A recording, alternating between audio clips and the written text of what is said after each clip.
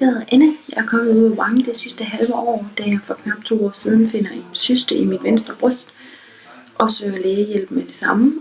Lægen fortæller mig, at den er glat og fin, og jeg skal gå hjem i den tro om, at den lige så stille forsvinder i sig selv igen.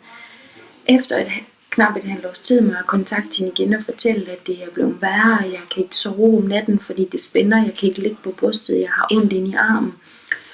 Og jeg har konstant smerte, når jeg bruger min venstre arm. Hun måler ikke derefter cysten til 3x3 og bliver selvfølgelig forbavset over den forvandling, der har sket inden for knap et halvt år, og kontakter derefter speciallæger og privathospitaler, hvor jeg kommer igennem en masse behandlinger og processer, hvorefter at de finder ud af, at den heldigvis er godartet, og der ikke er noget kræft at komme efter i cysten. Jeg er utrolig lettet og er taknemmelig for, at de har gjort så meget og har undersøgt mig så grundigt. Jeg får derefter at vide, at det eneste, de kan tilbyde mig at gøre for at fjerne min konstant smerte, er simpelthen at fjerne cysten. Jeg bliver selvfølgelig utrolig ked af det, da jeg i en alder 24 år gammel får at vide, at jeg skal have fjernet halvdelen af mit venstre bryst. Jeg får lov til at gå hjem et par måneder og sunde mig og finde ud af, hvad der skal ske. Jeg bliver i samråd med min familie enige om, at jeg skal prøve noget alternativ behandling, for at se, om det kan fjerne den her konstant smerte, som jeg har inde i mit bryst.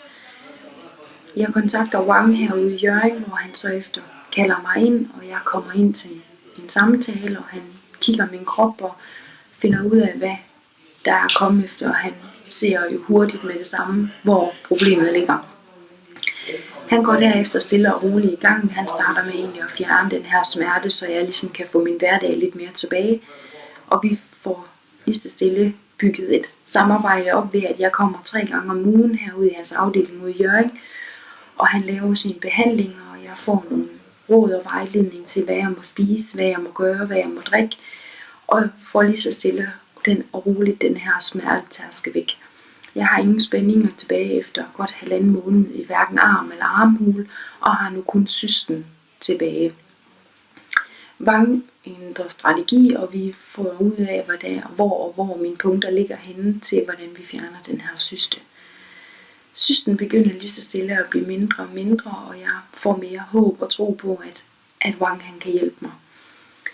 Han har lovet mig december 16, at han lover, at han fjerner det, og jeg aldrig nogensinde skal skæres i, for det er ikke det, der er vejen frem.